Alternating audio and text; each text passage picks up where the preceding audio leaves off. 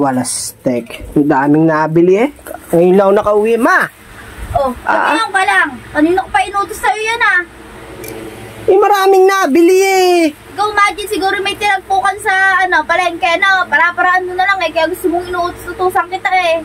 Kaya ayaw ko nang inuutos-utusan eh. Napakatagal mo bago bumalik. Siguro nagpapakit ka pa sa mga tindera dun eh. Bakit? Imagine, sino yun? Sino yung mga pinagpapakitan mo doon? Yan, tagal-tagal mong bumalik. Alam mo nagdududa na ako sa mga galawan mong yan eh. Tulad nung isang araw, pinabili kita ng mantika. Tanghali ka na bago nakauwi. Tapos, pinabili kita ng yelo.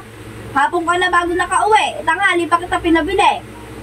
So, lagi kang gana. Lagi kang tagal-tagal mong umuwi. Bago pag inuutusan ka, tagal mong umuwi. Kakao-kaunti yung pinabili ko sa'yo.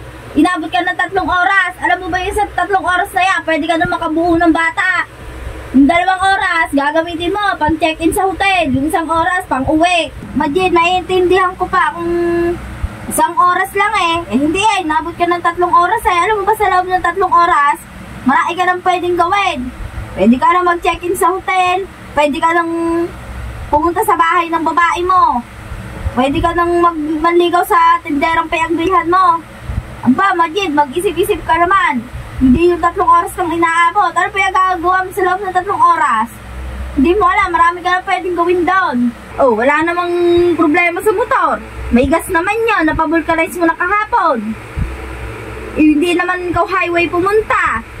Sa palengke ka lang pumunta, hindi naman highway yun. Hindi din naman traffic at walang pasok, hapon na. May ba't inabot ka ng 3 oras? Kung ako'y walang alagain, kayang-kaya kong makapunta dun ng 10 minuto lang, naglalakad pa. Ikaw 3 oras kang inabot eh, nakamotor ka pa noon. Maigi pa'y sirain ko na yung motor eh. Nang walang makinabang dyan eh. Nang pare-parehas tayo maglakad. Totally, ginagamit mo lang naman sa kalokohan mo yan. Maigi pa'y si Malia na lang ang inutusan ko eh, kahit bata yun eh. Siguro ikaw si Malia ang inutusan ko eh. Hindi aabutin yun ng 3 oras.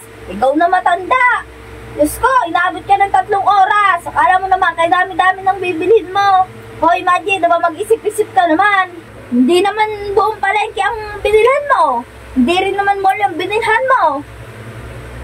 Kakao-kaunti ang binili mo eh. Kung ako nga lang pwedeng-pwede akong bumili din sa tapat. Kaso inutusan kita para mapabilis. Kaso inabot din ng 3 oras eh. Pagkatagal-tagal din ang inabot eh. Bayibis na tanghalian eh, hapunan eh. Sobrang tagal mo bago kang dumating eh.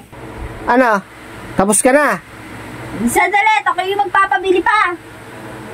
Wag na. Kay Malia ka na lang magpabili. Wala stick to.